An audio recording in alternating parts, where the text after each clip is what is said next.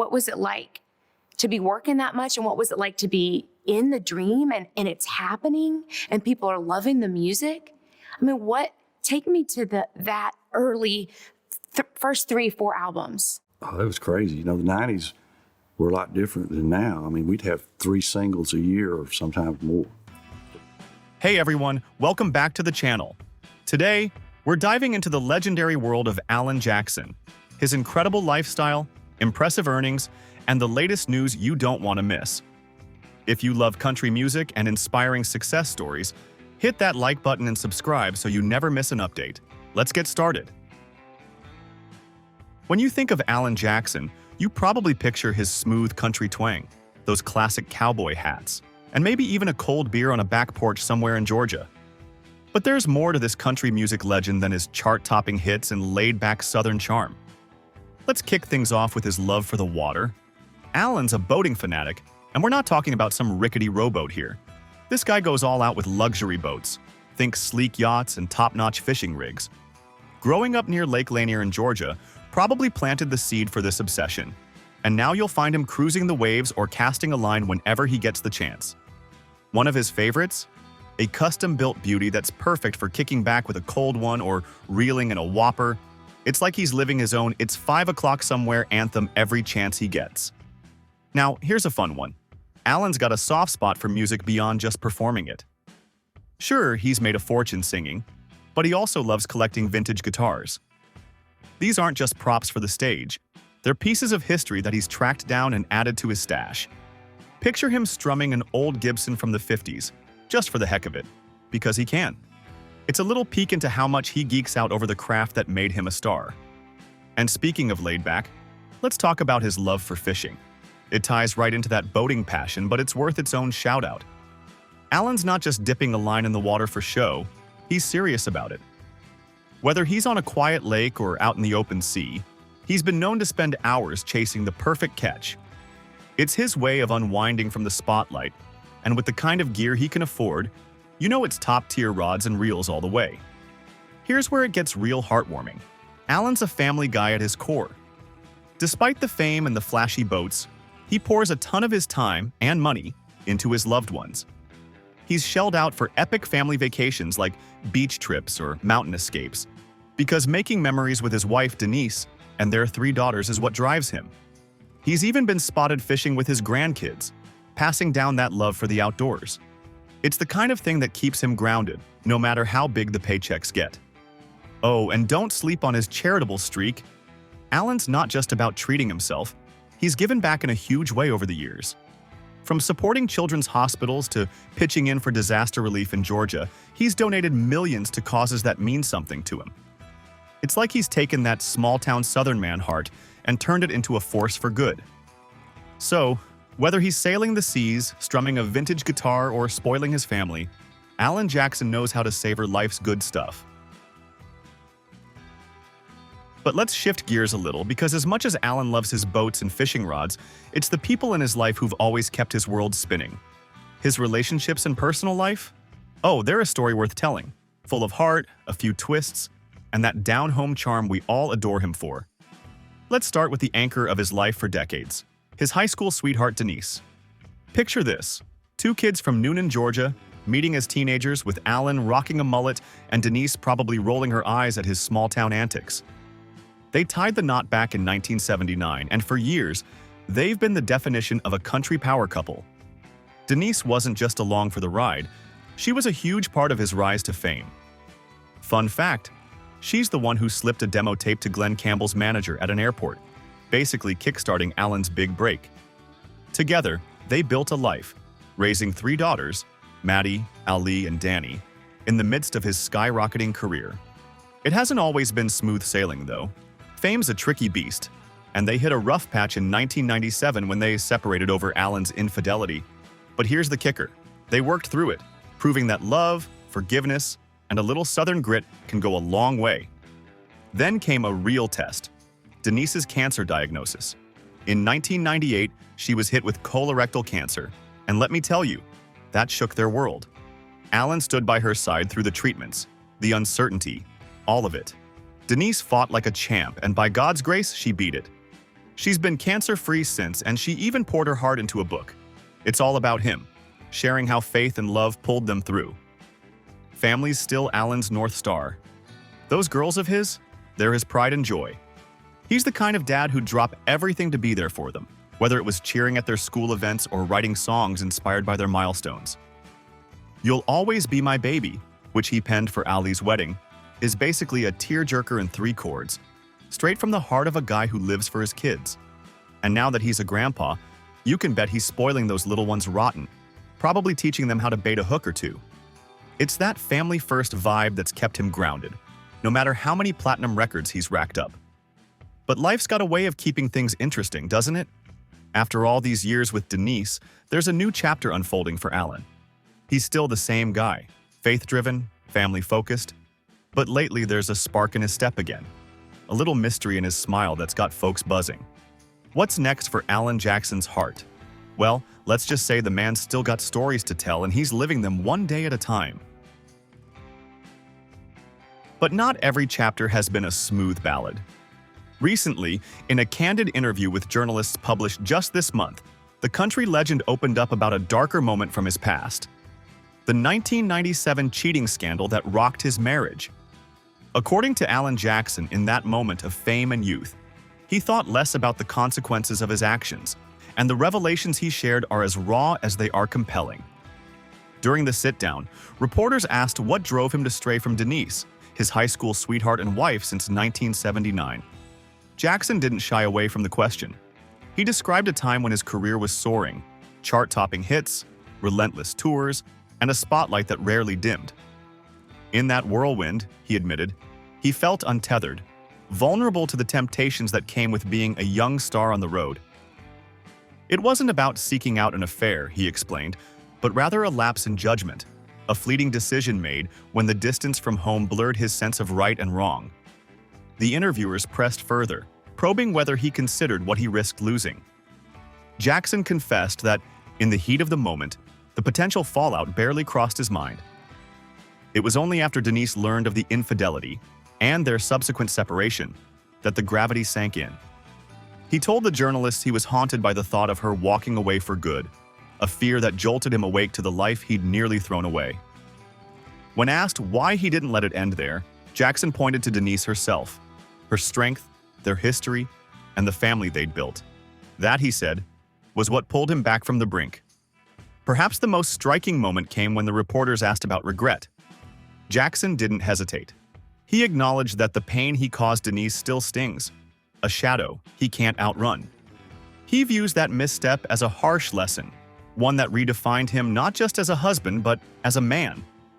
According to Alan Jackson, in that moment of fame and youth, he thought less about the consequences of his actions, an admission that lays bare the flaws behind the legend. But the story doesn't end there. Just 1 year later, in 1998, their marriage faced an even greater stress test when Denise was diagnosed with colorectal cancer. Jackson stayed by her side through every grueling moment, and she emerged cancer-free, a triumph he considers a test from God. It's a rare glimpse into a star who fell, rose again, and found his faith and family forged stronger in the fire. And while his personal life's had its ups and downs, let's talk about something else that's been climbing steadily: his money. How does this country king make his cash? And just how much has he racked up? Spoiler, it's a lot. So how does Alan Jackson keep the dollars rolling in? Well, it all starts with the music. This guy's been cranking out hits since his debut album Here in the Real World dropped in 1990, and he's never really stopped. With over 75 million records sold worldwide, he's one of the best-selling country artists ever. That's albums, singles, streams, the works. Think about it. Every time Chattahoochee, or Where Were You When the World Stopped Turning, plays on the radio, Spotify, or at a bar somewhere, Alan's cash register goes cha-ching. Royalties from those 35 #1 hits on the Billboard Hot Country Songs chart, they add up fast.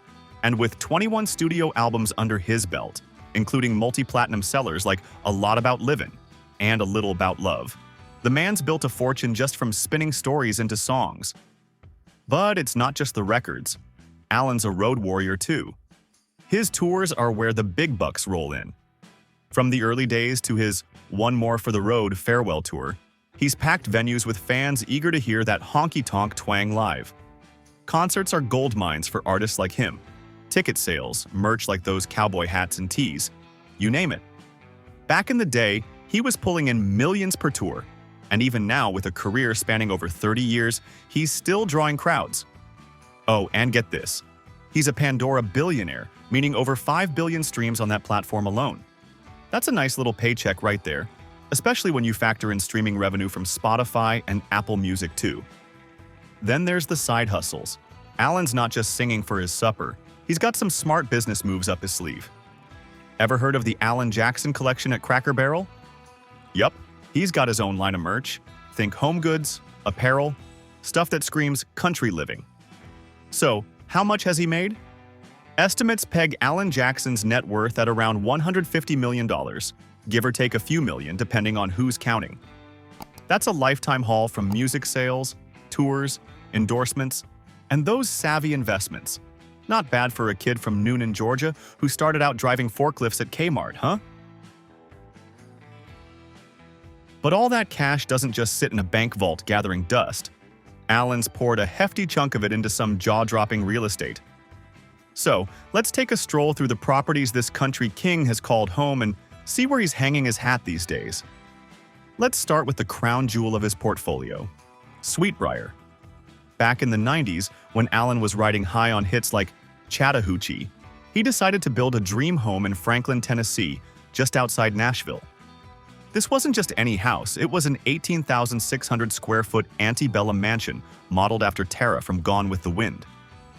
We're talking 135 acres of rolling hills, a grand plantation-style spread with formal dining rooms, a gourmet kitchen, and a third-floor game room complete with a custom pub. He and Denise raised their 3 girls there, living large until 2010, when they sold it for a cool $28 million, one of the biggest home sales Nashville's ever seen. Why'd they let it go? Well, with the kids growing up, they figured it was time to downsize a bit. Downsize, sure, but not downgrade. After Sweetbriar, Alan and Denise scooped up another stunner in the same Franklin area, a 22,000 square foot hilltop mansion that's pure luxury. Think 5-bedroom suites, 8 bathrooms, a media room, and a bar, all wrapped up in a stone masterpiece designed by architect Ron Ferris. It's got a pool, an outdoor kitchen, and garages big enough for 15 cars. Perfect for a guy who loves his classic rides. They snagged it for $3.6 million in 2010, lived there for a decade, then flipped it in 2021 for $19 million. That's a nice profit, right? It's like Alan's got a side gig as a real estate wizard. He's not just a Tennessee guy, though. Alan's roots run deep in Georgia, and he's owned some gorgeous spots there, too. Take his Clarksville lakefront mansion on Lake Burton, 7,600 square feet of rustic charm with 5 bedrooms, a pro-grade kitchen, and a 2-story boathouse with a swim dock. It's the kind of place where you can picture him fishing or kicking back with a beer, soaking in those mountain views. He sold that one in 2017 for just over $6 million, but not before giving it a major glow-up with renovations like a fireplace on the porch. And then there's his Jupiter Island, Florida, beach house, a 9,800 square foot oceanside retreat he offloaded in 2013 for $10.45 million. 6 bedrooms, panoramic ocean vibes, and total vacation goals. So, where's Alan living now? After all that selling, he and Denise have kept things quieter, especially since his 2021 Charcot-Marie tooth disease diagnosis. They picked up a sleek, modern $3 million mansion in Nashville in 2024. Smaller than their past palaces, but still plenty plush. It's a far cry from the sprawling estates, with a contemporary vibe that feels like a fresh start. Word is they're all about simplifying these days, enjoying their time with family, grandkids included, and letting go of the massive properties. But knowing Alan, wherever he's at, it's got that laid-back country soul, probably with a boat nearby and a guitar within reach. His real estate game, it's as legendary as his music. But while his homes tell a story of roots and reinvention, there's another passion that's been revving his engine since day one: cars and vehicles. Alan's not just a country star, he's a bona fide gearhead with a collection that'd make any car nut jealous. So, what kind of rides does this legend roll with? Let's pop the hood and find out. First off, Alan's love for cars goes way back, like teenage years back. His very first set of wheels was a 1955 Ford Thunderbird convertible, white as a summer cloud, that he snagged for $3,200 with help from his dad to fix it up. He'd cruise around Newnan, Georgia, picking up Denise for dates. Top down, wind in their hair. That T-Bird wasn't just a car. It was a memory machine. Years later, after he hit it big, Denise tracked it down, had it restored, and surprised him with it. Talk about a full-circle moment. It's still the crown jewel of his collection, the one he's got a soft spot for, even if he's cool with his kids climbing all over the others. Speaking of collections, Alan's garage has been home to some serious classics over the years. Take his 1970 Chevrolet Chevelle SS396, pure American muscle with that big block growl. He's also had a 1968 Shelby GT 500 KR convertible, a beast of a Mustang that screams power and style. Then there's the 1969 Chevrolet Camaro convertible, a blue beauty with under 62,000 miles that he restored to its original glory and later sold at a Barrett-Jackson auction. That's not all. He's rolled with a 1967 Jeepster Commando, turquoise and white, tricked out with power steering and four-wheel disc brakes, and a 1967 Toyota Land Cruiser, two-tone green with a slick automatic upgrade. Alan's hands-on with these restorations too, making sure every bolt and chrome trim shines just right. But it's not all about the classics. Alan's got a practical side. He's kept a 1977 Ford Bronco around longer than any other ride, tweaking it over the years until the engine's spotless enough to eat off.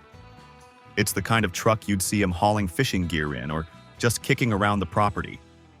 And let's not forget the wild card, an amphicar.